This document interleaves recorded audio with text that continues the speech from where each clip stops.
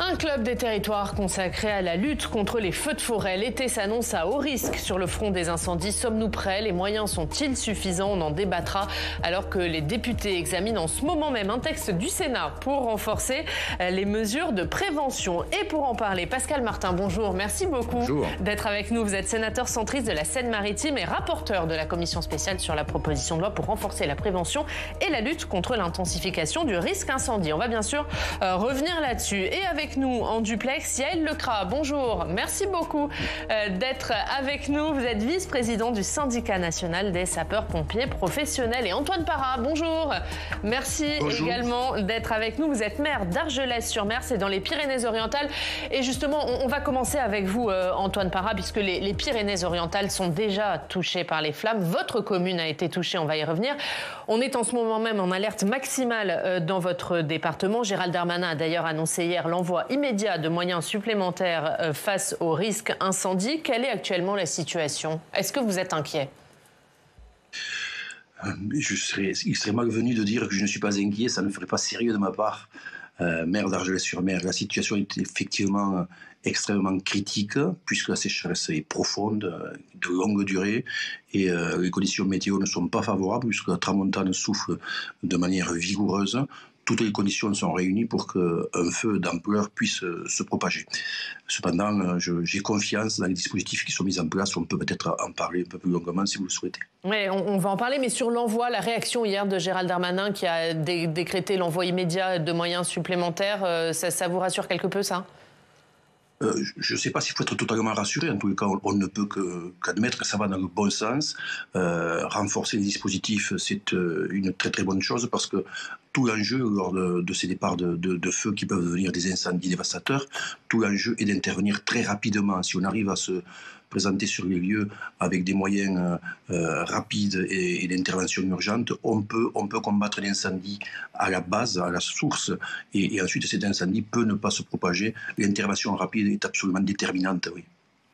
On voit ce qui se passe dans les Pyrénées-Orientales, Pascal Martin, et on n'est qu'au mois de mai. C'est-à-dire que la saison normale des incendies n'est pas censée avoir commencé. Est-ce qu'il faut se préparer à un été catastrophique sur le plan des incendies? Alors, l'un des constats que nous avons fait à l'occasion de la mission de l'année dernière, qui prenait en compte les feux notamment de Gironde, de Landiras, de la Teste de Buch, c'est de dire qu'aujourd'hui, compte tenu du réchauffement climatique, nous avons deux phénomènes incontestables, celui d'une extension géographique du risque d'incendie, c'est-à-dire que ça ne touche plus uniquement le bassin méditerranéen, mais qu'aucun département n'est épargné potentiellement par ce risque. Et puis c'est l'extension également temporelle, puisque la saison des feux de forêt, qui il y a encore quelques années ne concernait que les mois d'été, aujourd'hui démarre très tôt. On le voit ici même à Argelès au mois de mai, mais il y a eu déjà des feux fin février, début mars et jusqu'à l'automne. Donc une saison 2023, compte tenu des conditions de sécheresse, des vents, avec un taux d'humidité très faible, le cocktail est réuni pour que nous vivions une nouvelle saison catastrophique des feux de forêt. Yaël Lecras, je vais vous demander ce que vous en pensez. Je me rappelle, vous êtes vice-président du syndicat national des sapeurs-pompiers professionnels. Le cocktail est réuni. Vous êtes d'accord pour qu'on ait un été catastrophique sur le plan des incendies? Alors, je suis d'accord sur le fait que le cocktail est effectivement réuni, hein, le stress hydrique, la sécheresse. On a toutes les conditions pour que des feux d'ampleur puissent redémarrer. Est-ce que l'été sera catastrophique? Je ne peux pas le dire évidemment à l'avance. Nous le craignons tous. Des moyens sont engagés. De notre point de vue, une anticipation plus importante aurait pu être envisagée. On réclame depuis de nombreuses années le prépositionnement de certains moyens, notamment de lutte aérienne, dans le sud-ouest ou ailleurs que dans la zone habituellement concernée qui est dans le sud-est. Ces moyens ont tardé et on sait que notamment les avions sont importants au départ des feux pour pouvoir les taper vite et fort et limiter leur ampleur. C'est vraiment une question essentielle sur le prépositionnement. Sur la question des moyens que vous envisagez, que vous avez abordé avec ce que M. Darmanin a indiqué, évidemment, ils sont les bienvenus et les élus locaux, les populations les verront arriver avec satisfaction. Néanmoins, l'intérêt de ces renforts est limité par le fait qu'ils sont peu nombreux malgré tout, parce que les viviers sont les mêmes. On prélève des moyens d'un côté pour les envoyer de l'autre, donc ce sont les départements les moins touchés qui concourent par la solidarité nationale et le mécanisme de sécurité civile qui concourent à renforcer les départements en difficulté. Mais ces moyens sont limités, ce sont les mêmes personnes qui sont sollicitées et cette ressource n'est pas inépuisable. Juste pour qu'on soit bien clair, Yaël Lecras, vous parlez des moyens envoyés hier dans les Pyrénées-Orientales ou vous parlez des annonces faites il y a quelques jours pour Gérald Darmanin pour l'été à venir, qui ne sont pas suffisants? Alors, les deux, puisque les moyens la ressource dont on dispose est la même, que ce soit les moyens aériens envoyés ou les moyens humains, les colonnes de renfort ou les colonnes de renfort que l'on envoie lorsque le feu s'est déclaré, c'est le même vivier. On prélève sur des ressources existantes pour les redistribuer ailleurs. Donc ce ne sont pas réellement des moyens supplémentaires, mais c'est une redistribution des moyens existants. Et la vraie question qu'il faut se poser, c'est quel niveau d'investissement, en tout terme, on est prêt à mettre sur la table pour lutter contre les feux de forêt, en sachant, et monsieur le sénateur l'a parfaitement bien dit, qu'on est à la fois dans le temps de la réaction, mais que notre temps, c'est le temps long. On est dans le réchauffement climatique et on parle des feux de forêt, mais vous pourriez me poser exactement la même question concernant les inondations ou les tempêtes ou d'autres catastrophes naturelles qui sont induites par le réchauffement climatique.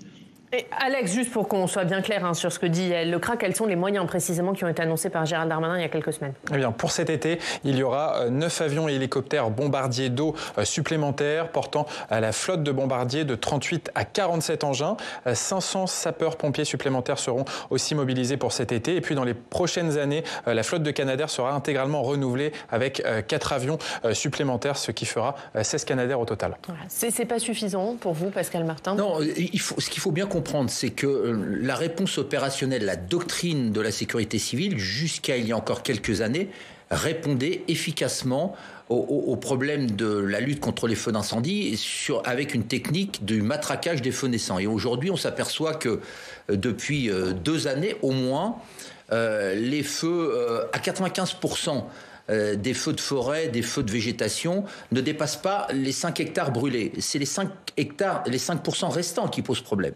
Et donc il faut absolument travailler à la prévention du risque incendie d'une part, et d'autre part à la réponse opérationnelle. Et donc les moyens supplémentaires sont les bienvenus, mais je considère qu'il faudra aller plus loin en termes de moyens aériens qui sont supportés par la solidarité nationale et par le budget de l'État, et par les moyens qui sont consacrés par les services départementaux d'incendie et de secours, qui font déjà beaucoup d'efforts, financés par les conseils départementaux et par les communes, pour former les personnels, pour acquérir de nouveaux matériels. Donc c'est vraiment la solidarité nationale qui doit jouer pour faire face à ce risque essentiel qui est celui de l'incendie. Et on va voir justement comment se préparent les pompiers à cet été particulier. Audrey Vuettaz nous emmène dans les Bouches-du-Rhône, au cœur de la préparation des pompiers, qui, vous allez le voir, sont aidés de nouveaux outils.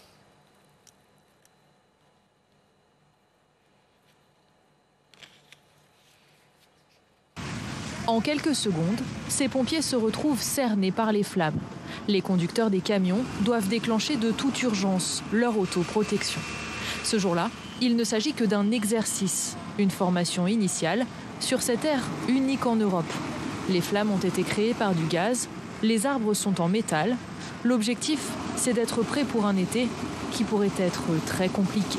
Et au travers de cet outil-là, on va les exposer notamment à la réalité du rayonnement, à l'importance des flammes que l'on va retrouver sur les feux d'espace naturel et en particulier les feux de forêt. Bien évidemment, la période qui s'ouvre avec l'état de sécheresse nous préoccupe, nous interroge, renforce notre préparation et on est particulièrement déjà mobilisés. Au sol et dans les airs, avec des drones comme celui-ci, hyper sophistiqués. Ce drone, il a comme particularité donc une caméra thermique qui est assez puissante, un zoom. On a ici un télémètre laser qui va nous permettre de pointer des points GPS. Donc on va s'en servir sur les recherches de points chauds l'été. Les images qu'il filme sont retransmises en temps réel sur l'écran de ce camion. Ici, on repère les flammes en rouge grâce à une caméra thermique. On a les températures qui s'affichent à mesure, de 160 degrés, voilà, à mesure. En fin de feu, quand on doit faire le noyage des lisières, on se sert de ça pour voir uniquement les points chauds, ce qui évite de noyer toute la lisière. Sur des grands feux, c'est important parce qu'on perdrait du temps à noyer des endroits qui sont froids, alors que là, avec ce système-là, on peut arriver à cibler les endroits pour le noyage.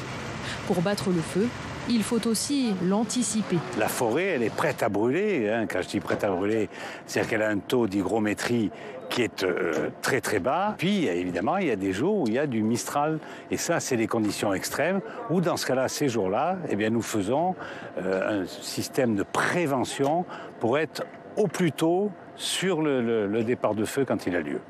C'est ici que la start-up HD Rain entre en jeu, avec 1 millier de capteurs comme celui-ci, déployés sur tout l'arc méditerranéen, dans les massifs, sur les casernes, là où Météo France ne va pas. Là, on voit des cartes de température.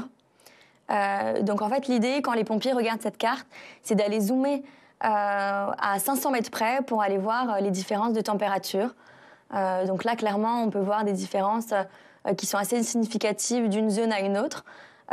Et en couplant ces informations-là avec des informations d'humidité, par exemple, les pompiers sont en capacité d'aller délimiter les zones qui sont plus à risque. Les pompiers, en fait, utilisent la règle de 30. Ça veut dire, voilà, il faut qu'il y ait, quand on regarde l'humidité, quand on dépasse 30%, 30 degrés de température et 30 km de vent, en fonction des territoires, et ben, ça veut dire que le risque est plus important ou moins important. Avec l'espoir d'être un jour capable de prévoir les incendies avant qu'ils ne se déclenchent. Avant de parler de cet espoir et justement de la prévention, on va y venir. Vous avez vu, il y a des nouvelles technologies qui aident beaucoup les pompiers à lutter contre ces feux de forêt, Pascal Martin. Oui, non, mais c'est incontestable. Étant ancien colonel de sapeurs-pompiers professionnels, je mesure l'évolution des techniques et de la formation des personnels. Je crois qu'il faut, se préparer dans la prévision du risque incendie, mais il faut aussi travailler à la prévention. 90% des incendies sont d'origine anthropique, d'origine humaine. Et donc, nous avons, dans notre proposition de loi, qui est aujourd'hui débattue à l'Assemblée nationale, décidé de travailler sur ces comportements humains pour faire en sorte de réduire au maximum ce risque incendie. Mais il est incontestable, et je le salue, les progrès des matériels et des techniques d'attaque sont incontestables, indéniables. Ce sont des efforts conséquents portés par les services départementaux d'incendie et de secours. Et on le voit, Yael Lecras, la technologie au service des sapeurs-pompiers pour aider à lutter contre ces incendies. Et ce qu'Audrey disait à la fin de son reportage, est-ce qu'un jour on pourra anticiper un incendie avant même qu'il ne se déclenche ? Écoutez, il y a différentes phases, effectivement, la prévention, la prévision. Je pense que l'implication du citoyen est importante. Néanmoins, j'ai envie de dire, la forêt brûle, mais soyons tranquilles, nous avons une application. C'est pas suffisant. Évidemment que ça va dans le bon sens, évidemment que ça aide le travail et que ça permet une meilleure activité. Moi, ce qui me vient en tête quand je vois ce reportage, c'est que malgré tout, il faudra, à la fin de la fin, des moyens matériels et humains pour aller éteindre ces incendies lorsqu'ils se seront déclarés. Et on a de la technologie qui est évidemment utile, mais il faudra aussi de la masse et du volume en moyens, j'allais dire, de base pour aller éteindre ces incendies. Je rappelle qu'en Gironde, on a toujours 30% du matériel incendie, suite à l'Andiras et ce qui s'est passé cet été, qui est hors service. Donc des drones qui font des images et qui aident le travail de tous, évidemment, il faut le saluer, mais il faut en parallèle être capable, comme pour la chose militaire, de tenir des fronts de haute intensité pendant longtemps. Et là, c'est des moyens beaucoup plus basiques qu'il faut. Et ça revient à la question de ce que la société est prête à mettre sur la table en termes d'investissement, quel niveau de sécurité on souhaite avoir et quelle acceptabilité du risque on est prêt collectivement à supporter. On ne pourra pas tout le temps tout éteindre sans parler de la question du coût, du financement et de l'acceptation sociale de cette lutte contre les incendies. Mais concrètement, qu'est-ce qui vous manque pour cet été ? Est-ce que vous arrivez à chiffrer combien il faudrait de Canadair en plus, combien il faudrait de Dash en plus, combien il faudrait d'hommes en plus, de camions en plus ? Alors ça dépend évidemment de ce que l'on aura à défendre comme territoire. Sur la question des avions, l'Europe a proposé un financement d'une flotte d'avions qui était à la disposition, si je peux le simplifier comme ça, des pays membres et participants au mécanisme européen de protection civile. La France a tardé à lever la main pour dire nous avons besoin de ces avions. Le résultat, c'est qu'effectivement, il y a des moyens aériens qui vont arriver et qui seront supportés non pas par l'Europe, qui les finançait quasiment intégralement pour certains, mais ça va être supporté par le budget national. C'est typiquement une ressource sur laquelle nous aurions pu nous appuyer et le ministère de l'Intérieur, la DGSCGC, n'a pas suivi, n'a pas saisi cette opportunité. Donc combien est-ce qu'il faut de moyens? On ne peut pas être dans le toujours plus, sinon je vous dirais le chiffre serait intenable pour la société. Néanmoins, il faut renforcer ses moyens. Et sur la question des hommes, j'insiste, le vivier est le même. Notre volontariat s'épuise. Le nombre de professionnels n'est pas en augmentation.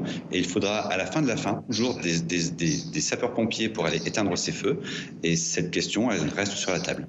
Antoine Parra, je rappelle, vous êtes maire d'Argelès-sur-Mer, votre commune a été touchée. Est-ce qu'il y a aussi une préparation qui doit être faite auprès des élus locaux? Vous, comment vous avez géré quand votre commune a été touchée par un incendie? Est-ce que vous étiez prêt, suffisamment formé? Est-ce que vous avez su comment réagir?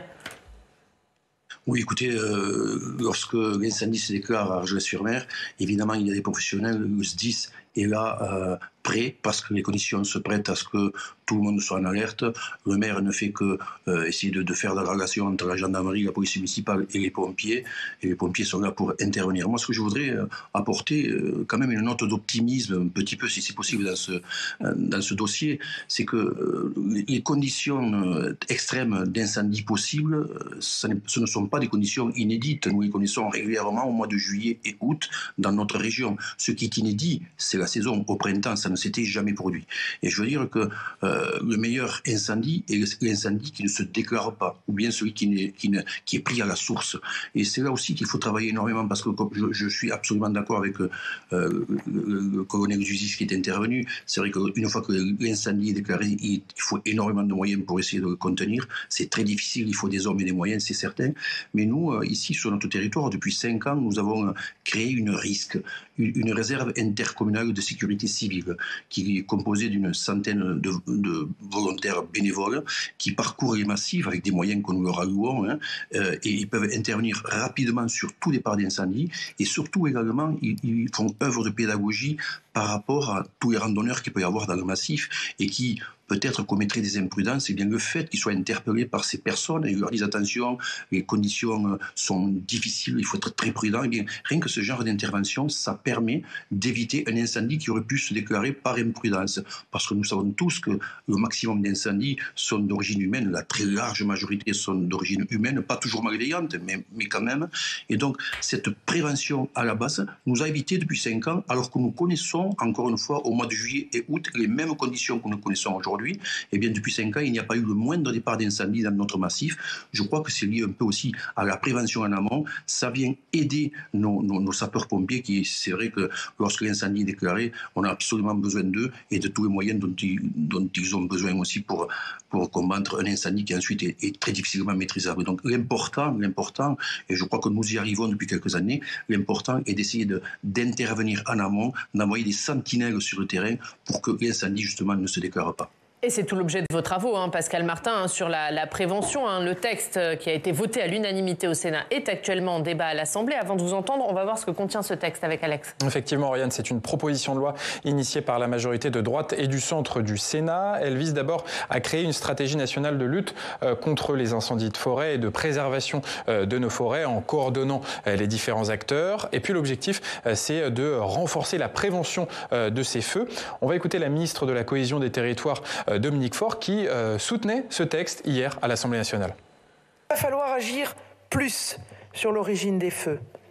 Lorsqu'on sait que 90% des départs de feux de forêt sont liés à une activité humaine, notre priorité est d'agir sur les interfaces entre forêt et habitation. Soyons clairs, les obligations légales de débroussaillement fixées dans le Code forestier doivent être mieux mises en œuvre, alors qu'on estime qu'elles le sont seulement à 30%. Pourtant, leur efficacité n'est plus à démontrer. Eh bien justement, cette proposition de loi renforce l'obligation légale de débroussaillement pour les propriétaires des terrains proches des forêts. Les sanctions pénales en cas de non-respect de cette obligation ont été accrues par les sénateurs puis par les députés en commission. Cela peut aller jusqu'à 10 ans de prison et 150 000 € d'amende. La vente d'un terrain est conditionnée au respect de cette obligation de débroussaillement. Et puis, les drones permettront aux collectivités locales de contrôler cette obligation. Cela a été ajouté par les députés. Un texte qui prévoit d'autres mesures de prévention. Il consacre l'interdiction de fumer dans les forêts les plus exposées au risque de feu et jusqu'à 200 mètres dans les zones aux alentours. Et le jet de mégots sera d'ailleurs une cause d'incendie volontaire sanctionnable pénalement. Et puis en cas de fort incendie, le préfet pourra aussi interdire certains travaux agricoles avec une indemnisation des agriculteurs dans ces cas-là. Et puis les coupes d'arbres tactiques vont être intégrées dans le code forestier. Les coupes d'arbres tactiques, ce sont des coupes rases de certaines parcelles pour créer des zones par feu, et c'est une technique qui a été utilisée l'été dernier. La prévention, c'est la clé, Pascal Martin, dans la lutte. Oui, encore une fois, je partage ce qui a été dit par monsieur le maire et puis par mon ex-collègue sapeur-pompier. Effectivement, il faut travailler à la prévention sans négliger la réponse opérationnelle. Les obligations légales de débroussaillement que vous venez d'évoquer sont une réponse pertinente. Malheureusement, aujourd'hui, pour diverses raisons, 30% sont exécutés, alors que dans les faits, alors ça coûte un peu d'argent. Ouais. Il y a sûrement un manque d'information. Il y a peut-être à renforcer la pédagogie sur l'utilité de ces obligations légales de débroussaillement. 1, elles protègent, lorsqu'elles sont bien faites, l'habitation. 2, elles peuvent permettre, sous certaines conditions, à ce que les personnes puissent rester dans leurs habitations pendant un feu. Et puis 3, ça permet de dégager des moyens qui sont bloqués auprès d'habitations pour les engager sur d'autres théâtres d'opération. Et donc ces obligations légales de débroussaillement, nous souhaitons véritablement qu'elles soient multipliées. Reste la problématique du contrôle qui est exercé par les maires des communes. Monsieur le maire pourra nous en parler, je pense, et à défaut par le préfet. Mais encore une fois, nous avons mis, si vous me permettez l'expression, le paquet sur ces OLD. Vous avez parlé de mutation, vous avez parlé de franchise d'assurance qui devront prendre en compte ces obligations légales de débroussaillement. C'est vraiment une sensibilisation plus forte que nous souhaitons apporter aux propriétaires de terrain. On va faire répondre à Antoine Parra, à la fois sur la sensibilisation des citoyens. Est-ce qu'ils sont suffisamment informés? Est-ce qu'ils sont suffisamment conscients du risque lorsqu'ils ne respectent pas le débroussaillement? Et 2, comment vous pouvez contrôler, vous, que le débroussaillement est bien réalisé? Oui, nous sensibilisons toute la population sur l'importance du débroussaillement. D'ailleurs, je rappelle que le récent incendie qui a eu lieu à Argelès-sur-Mer il y a 15 jours a pu être contenu à un certain moment parce qu'il est arrivé sur une zone qui avait été très correctement débroussaillée. Ça a permis de le maîtriser davantage, qu'il ne franchisse pas la ligne de crête, ce qui aurait pu être catastrophique. Tout le massif aurait pu être pris à ce moment-là. Et c'est vraiment cette zone qui a été bien débroussaillée qui a permis que le feu ralentisse et qu'il puisse être maîtrisé. L'année dernière et l'année d'avant, plusieurs personnes ont été verbalisées. Nous travaillons, nous insistons beaucoup pour que le débroussaillement soit fait correctement. Mais puisque il y a sur le plateau monsieur le sénateur qui travaille sur ces questions d'incendie, je voudrais suggérer quand même une proposition sur le feu de Cerbère il y a 3 semaines, qui a dévasté, qui est le plus grand, le plus important, qui a dévasté 900 hectares il y a 3 semaines.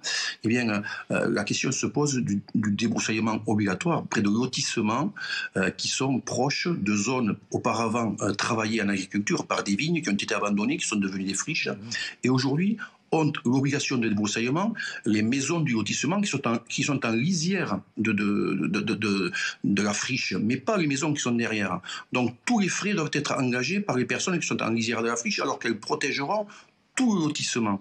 Ce qui fait que certaines personnes n'ont pas les moyens, parce que ce sont des personnes âgées, qu'elles ont des faibles revenus, elles n'ont pas les moyens de débroussailler, et les maisons qui sont derrière, dans le lotissement, elles n'ont aucune obligation. Donc il y a peut-être un partage de l'investissement à prendre en compte, parce que le débroussaillement ne protège pas simplement la première ligne de maison, mais protège tout le lotissement.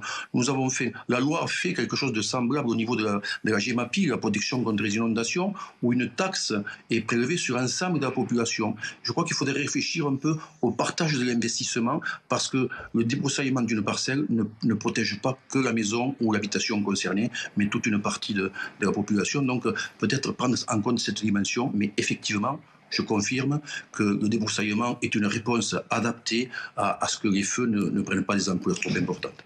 Pascal Martin. Oui, alors nous avons prévu en partie une réponse à votre interrogation légitime qui se rencontre régulièrement sur le terrain, puisque un crédit d'impôt a été voté égal à 50% des dépenses effectivement supportées et retenues dans la limite de 2 000 € par foyer fiscal. Alors, c'est quand même pas neutre, sous réserve de l'adoption définitive de la proposition de loi. Mais donc c'est une des réponses, parce que l'investissement, le premier investissement pour réaliser un débroussaillement est plus conséquent. Ensuite, c'est de l'entretien annuel qui coûte moins cher. Mais encore une fois, nous avons prévu un crédit d'impôt à hauteur de 2 000 €. Mais alors ça, c'est pour ceux qui supportent le débroussaillement. Mais ce que dit le maire dans un lotissement, il y a ceux qui sont en lisière et qui doivent débroussailler, puis il y a les autres qui bénéficient du débroussaillement de ceux qui sont en lisière. Est-ce que là, il faut réfléchir à un meilleur partage? Alors, nous avons également prévu d'intégrer dans les PLU, dans les plans locaux d'urbanisme,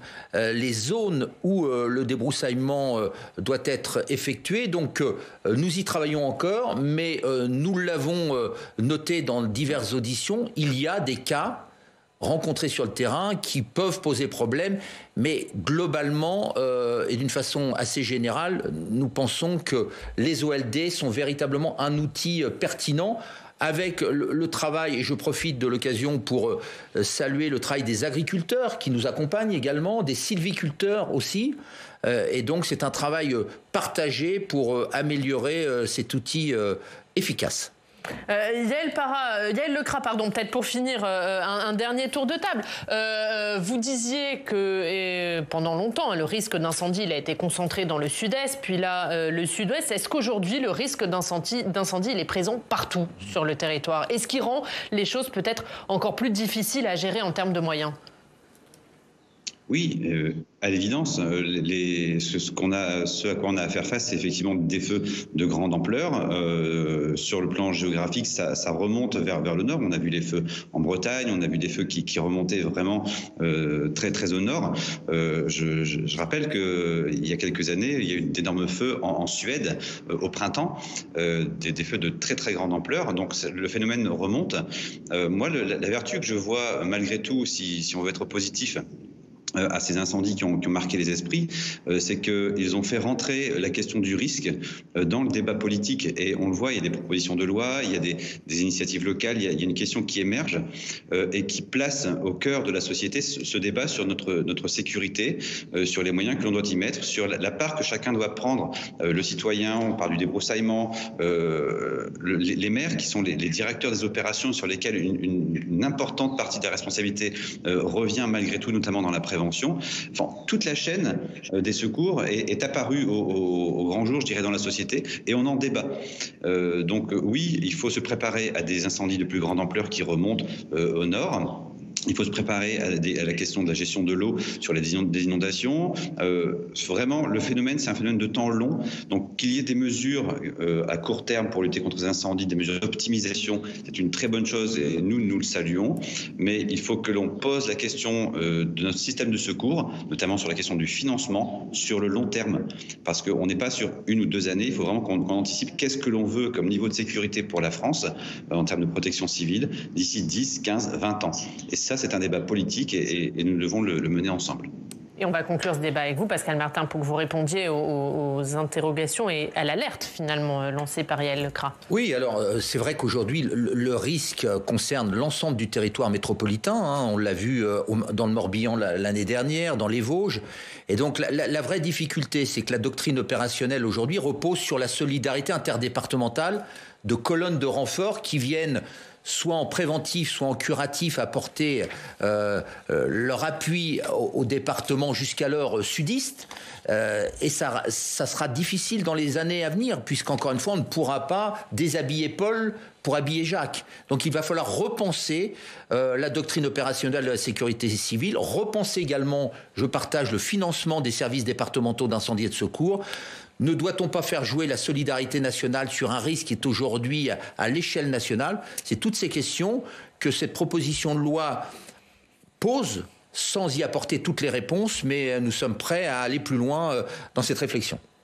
Merci Yael Lecras d'avoir été avec nous, vice-président du syndicat national des sapeurs-pompiers professionnels. Et merci beaucoup également Antoine Parra, maire d'Argelès-sur-Mer dans les Pyrénées-Orientales, d'avoir été avec nous pour ce débat. Pascal Martin, vous restez parce que Alex va nous dire ce qu'il y a à la une de nos quotidiens régionaux.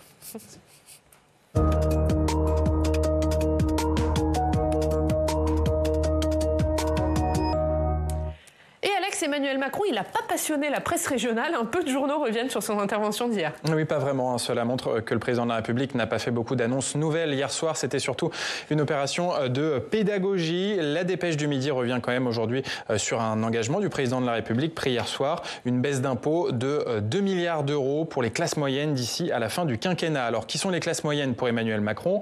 Eh bien, je le cite, ce sont les Françaises et Français qui travaillent dur, qui veulent bien élever leurs enfants et qui aujourd'hui, parce que le coût de la vie a monté, ont du mal à boucler à la fin du mois. Emmanuel Macron qui avait précisé et situé ses classes moyennes dans des salaires entre 1 500 € et 2 500 €. C'était hier dans son interview dans le journal L'Opinion. Et puis dans l'édition toulousaine, la dépêche du midi fait sa une sur cette retraitée de 70 ans qui hier à Flourens a pris en otage sa femme de ménage. La femme de ménage était l'employée de son bailleur et la personne retraitée par ce geste a voulu dénoncer les conditions indignes de son logement avec par exemple un dégât des eaux qui n'est pas traité depuis 9 mois.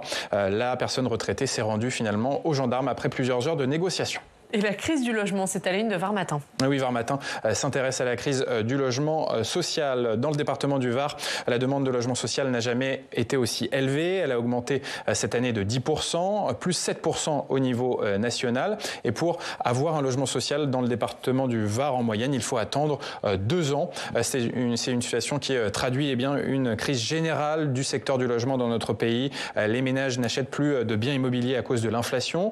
Les bailleurs renoncent aussi à louer certains biens avec de nouvelles normes environnementales et énergétiques qui sont contraignantes.